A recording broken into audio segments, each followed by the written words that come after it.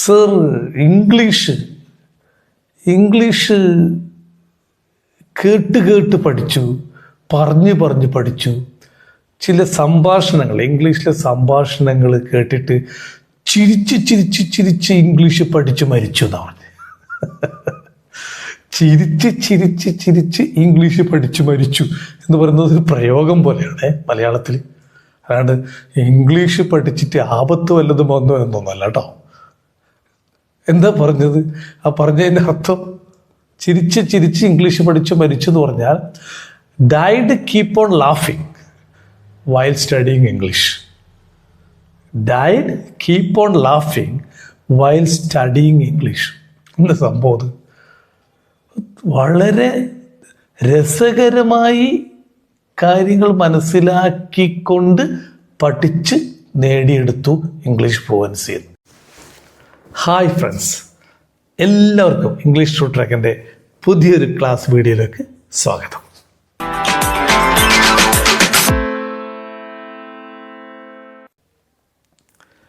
ഇന്നത്തെ ക്ലാസ്സിൽ നാം പ്രധാനമായും പരിശോധിക്കുന്നത് കഴിഞ്ഞ ക്ലാസ്സിൻ്റെ തുടർച്ചയായ ഇംഗ്ലീഷ് ഫ്ലുവൻസി എങ്ങനെ ഉറപ്പ് നൽകും എന്നതിനെ സംബന്ധിച്ചുള്ള കാര്യമാണ്. കഴിഞ്ഞ ഏതാനും ക്ലാസ്സുകളിൽ ഇംഗ്ലീഷ് ഫ്ലുവൻസിയുടെ തിയററ്റിക്കൽ ആസ്പെക്ട്സ് ആണ് നമ്മൾ പരിശോധിച്ചത് എങ്കിൽ ഈ ക്ലാസ്സിൽ ഇംഗ്ലീഷ് ഫ്ലുവൻസിയുടെ ഫ്ലുവൻസി സൊല്യൂഷൻ 1 എന്ന നിലയിൽ ഫോർ ഇംഗ്ലീഷ് ഫ്ലുവൻസി ആണ് പരിശോധിക്കുന്നത്. എല്ലാവരും തിയറി ക്ലാസ്സുകളൊക്കെ മനസ്സിലാക്കി പ്രാക്ടീസ് ക്ലാസ്സിനായി ഒരുങ്ങി എന്ന് വിശ്വസിക്കുകയാണ്. ഓക്കെ, ആദ്യമായി പരിശോധിക്കേണ്ടത് ഇംഗ്ലീഷ് ഒരു ലോകഭാഷയാണല്ലോ. തീർച്ചയായിട്ടും ഒഴുക്കോടുകൂടി ഇംഗ്ലീഷ് സംസാരിക്കണമെങ്കിൽ കുറച്ച് കാര്യങ്ങളൊക്കെ നമ്മൾ മനസ്സിലാക്കി വെക്കേണ്ടതുണ്ട്. What are the fluency solutions? First one, practicing English basics continuously for fluency solutions. സ്വാഭാവികമായിട്ടും സംശയപരം ഇംഗ്ലീഷ് ബേസിക്സ് പ്രാക്ടീസ് ചെയ്യണമെന്നാണ് പറഞ്ഞത്. അപ്പോൾ ഈ ക്ലാസ് ഇംഗ്ലീഷ് ബേസിക്സിൻ്റെ ക്ലാസ് അല്ലല്ലോ. അല്ല, ഇംഗ്ലീഷ് ബേസിക്സിൻ്റെ ക്ലാസ് ഇംഗ്ലീഷ് ട്രൂ ട്രാക്കിൻ്റെ പ്ലേലിസ്റ്റിൽ കൊടുത്തിട്ടുണ്ട്. സമയം കിട്ടുമ്പോൾ ആ ഭാഗം കണ്ട് പരിശീലിക്കുക.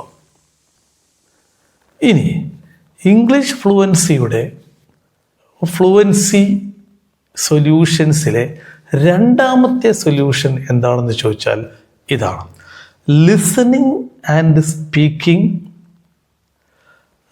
Common interesting situational conversations daily. കാര്യം മനസ്സിലായിരുന്നു. നമ്മൾ നിത്യജീവിതത്തിൽ തന്നെ ഉപയോഗിക്കുന്ന ഒട്ടനവധി സംഭാഷണങ്ങളുണ്ട്. ഏത് രാജ്യത്തിലെ ഏത് പ്രദേശത്തുള്ള ആളുകളായാലും അവരുടെ പ്രാദേശിക ഭാഷകൾ വ്യത്യസ്തമാണെങ്കിലും അവിടെ അവർ ഉപയോഗിക്കുന്ന ദൈനംദിന ജീവിതത്തിലെ കാര്യങ്ങൾ ഇംഗ്ലീഷിലേക്ക് മാറ്റി പരിശീലിക്കലാണ് സിറ്റുവേഷണൽ കോൺവെർസേഷൻ പ്രാക്ടീസ് എന്ന് പറയും. മൂന്നാമത്തെ പ്രധാനപ്പെട്ട ഫ്ലുവൻസി സൊല്യൂഷൻ എന്ന് പറയുന്നത് immersing yourself in English media, like watching English movies, listening to English news, experiencing English podcast etcetera. നാലാമത്തെ ഫ്ലുവൻസി സൊല്യൂഷൻ എന്ന് പറയുന്നത് എക്സ്പാൻഡിങ് യുവർ വൊക്കാബുലറിയാണ്. Building up strong word power, words, phrases, sentences, clauses etcetera. അഞ്ചാമത്തെ പ്രധാനപ്പെട്ട fluency solution എന്ന് പറയുന്നതാണ് using modern apps like artificial intelligence AI, some let's talk platforms, etc. ആറാമത്തെ fluency സൊല്യൂഷനാണ് റീഡിങ് ബുക്സ് ഓർ ആർട്ടിക്കിൾസ് എലൗഡ്.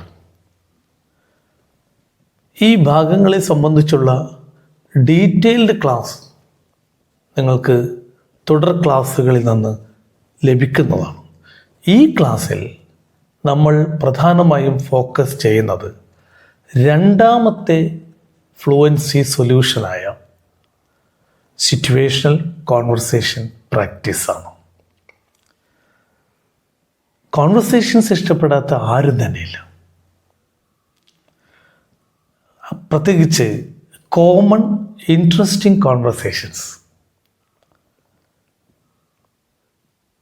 ഞാൻ ഇതിനിടെ ഒരു ക്ലാസ്സിൽ, നമ്മുടെ ഓഫ്ലൈൻ ക്ലാസ്സിൽ, ഒരു കുട്ടി ഇംഗ്ലീഷ് പഠിച്ചതിനെ സംബന്ധിച്ച് ചോദിച്ചപ്പോൾ പറഞ്ഞ വിചിത്രമായ ഒരു കാര്യം ശ്രദ്ധിക്കേണ്ടേ. ആ കുട്ടി പറഞ്ഞത്, സർ, ഇംഗ്ലീഷ് കേട്ട് പഠിച്ചു, പറഞ്ഞ് പഠിച്ചു. ചില സംഭാഷണങ്ങൾ, ഇംഗ്ലീഷിലെ സംഭാഷണങ്ങൾ കേട്ടിട്ട് ചിരിച്ച് ഇംഗ്ലീഷ് പഠിച്ചു മരിച്ചു എന്നാണ്. ചിരിച്ച് ഇംഗ്ലീഷ് പഠിച്ചു മരിച്ചു എന്ന് പറയുന്നത് ഒരു പ്രയോഗം പോലെയാണ് മലയാളത്തിൽ. അല്ലാണ്ട് ഇംഗ്ലീഷ് പഠിച്ചിട്ട് ആപത്ത് വല്ലതും വന്നു എന്നൊന്നല്ല കേട്ടോ. എന്താ പറഞ്ഞത്?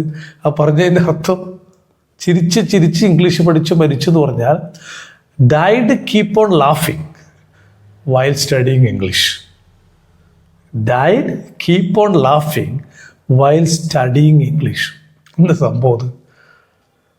വളരെ രസകരമായി കാര്യങ്ങൾ മനസ്സിലാക്കിക്കൊണ്ട് പഠിച്ച് നേടിയെടുത്തു ഇംഗ്ലീഷ് ഫ്ലുവൻസി, പരിശീലിച്ച് നേടിയെടുത്തു ഇംഗ്ലീഷ് ഫ്ലുവൻസി എന്നാണ്. അതിൽ ഞാൻ അതിശയത്തോട് ചോദിച്ചു, actually why do you think so? Do you have any experience to explain about it? കാരണം നമുക്ക് വെറുതെ ഒന്നും അങ്ങനെ പറഞ്ഞുകൂടല്ലോ. അപ്പോൾ ആ കുട്ടി പറഞ്ഞത്,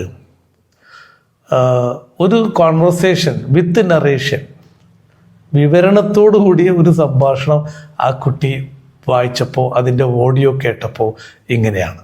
അതായത് ഒരാൾ സാധനങ്ങൾ വാങ്ങിക്കാൻ വേണ്ടി സമീപത്തുള്ള ഷോപ്പിലേക്ക് പോകും. അപ്പോൾ conversation between the shop keeper and the customer. അതൊരു ഗ്രോസറി ഷോപ്പാണ് കേട്ടോ. ആ ഗ്രോസറി ഷോപ്പിൽ കുറച്ച് പഞ്ചസാര വാങ്ങിക്കാനാണ് അദ്ദേഹം പോകുന്നത്. മറ്റ് സാധനങ്ങളൊക്കെ വാങ്ങിക്കുന്നുണ്ട്, ഈ പഞ്ചസാര എന്ന സാധനമാണ് പ്രത്യേകം പറഞ്ഞത്. അപ്പോൾ ആ സംഭാഷണം ഇങ്ങനെയാണ്. പോയ ഉടനെ ആ കുട്ടി അല്ലെങ്കിൽ അയാൾ ഷോപ്പ് കീപ്പറോട് ചോദിക്കുകയാണ്, ഡു യു ഹാവ് ഷുഗർ? യഥാർത്ഥത്തിൽ ആ ഷോപ്പ് കീപ്പർ ഒരു ഷുഗർ പേഷ്യൻ്റാണ്. പെട്ടെന്ന് ഒരാൾ വന്നിട്ട് ചോദിക്കുകയാണ്, ഡു യു ഹാവ് ഷുഗർ? അപ്പോൾ നിങ്ങൾ തോന്നുന്നു ഷോപ്പ് കീപ്പർക്കല്ല ഇംഗ്ലീഷ് മനസ്സിലാവും. പിന്നെ പ്രത്യേകിച്ച് ഈ ഷോപ്പ് കീപ്പർ, അദ്ദേഹത്തിൻ്റെ മകളുടെ മകൻ ICSE സിലബസിന് പഠിക്കുന്ന കുട്ടിയാണ്.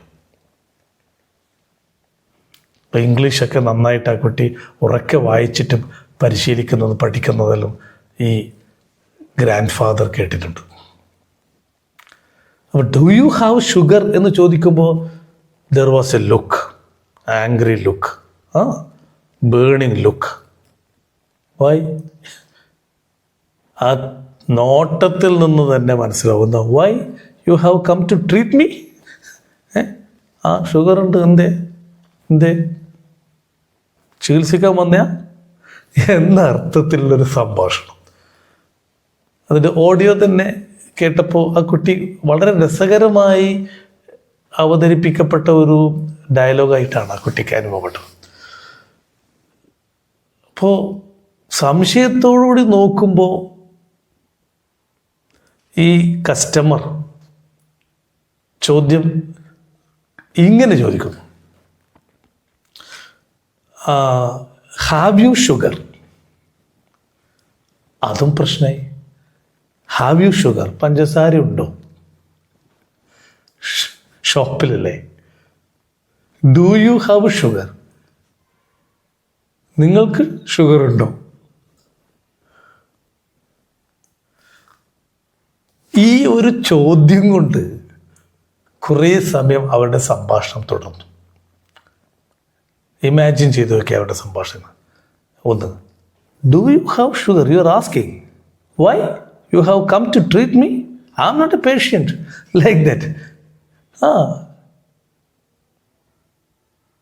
അപ്പോൾ കുറച്ചും കൂടെ വ്യക്തതയോടുകൂടി ആ കസ്റ്റമർക്ക് ചോദിക്കേണ്ടി വന്നു. എങ്ങനെ ചോദിച്ചത്? Do you have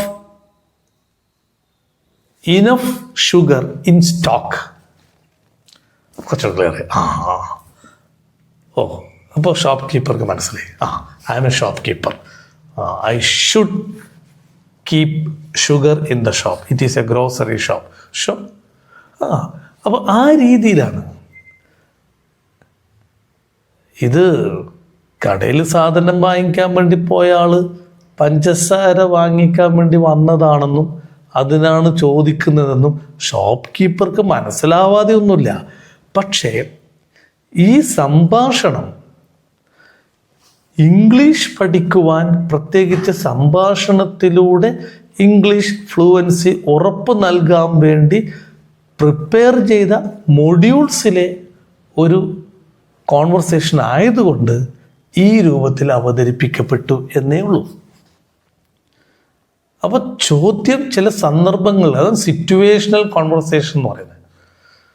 do you have enough sugar in stock? Do you have sugar in stock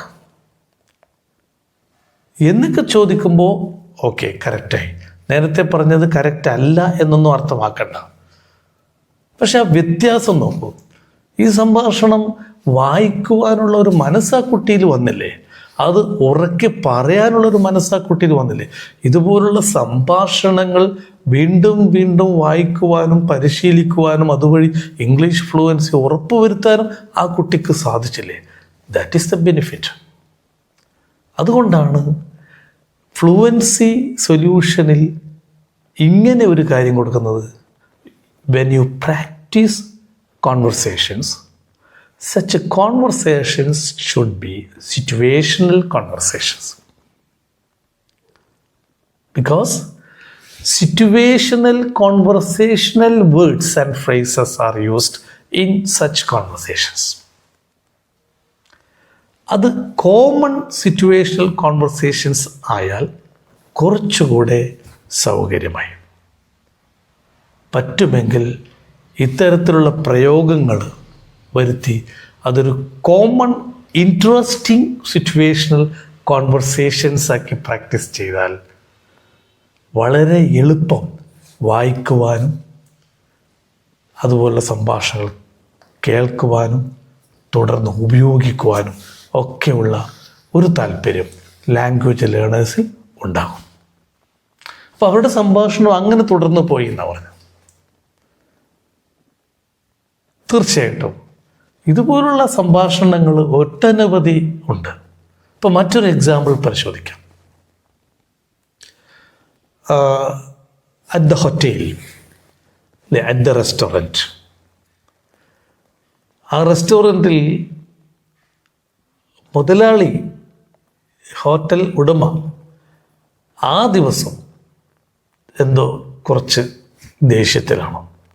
ഇപ്പം സപ്ലയേഴ്സോടൊക്കെ അദ്ദേഹം കുറച്ച് ദേഷ്യഭാവത്തിലാണ് പെരുമാറ്റം. Maybe because of some bitter situations at home or somewhere else, എന്തോ അത് നമ്മുടെ വിഷയമല്ല. പക്ഷെ കുറച്ച് ദേഷ്യഭാവത്തിലുള്ള ആ മാനേജർ അല്ലെങ്കിൽ പ്രൊപ്പറേറ്റർ അല്ലെങ്കിൽ ഹോട്ടൽ ഓണർ അന്ന് തൊഴിലാളികളോടെല്ലാം സംസാരിക്കുമ്പോഴെല്ലാം കുറച്ച് റഫായിട്ടാണ് സംസാരിച്ചത്, നല്ല മൂഡിലല്ല. യെസ്, അങ്ങനെയുള്ളൊരു സിറ്റുവേഷനിലാണ് ആ റെസ്റ്റോറൻറ്റിലേക്ക് ഒരാൾ എന്തെങ്കിലും കഴിക്കുക എന്ന ലക്ഷ്യത്തോടുകൂടി പോകുന്നത്. അപ്പോൾ സ്വാഭാവികമായിട്ടും സപ്ലയർ ചോദിക്കും, എന്താണ്, what do you want sir, എന്താ വേണ്ടതെന്ന് ചോദിക്കുമല്ലോ. വിവിധ രീതികളിൽ ചോദിക്കാറ്, ഞാനൊന്ന് സിമ്പിളായിട്ട് ചോദിച്ചതല്ലോ, what do you want to have എന്നർത്ഥത്തിൽ.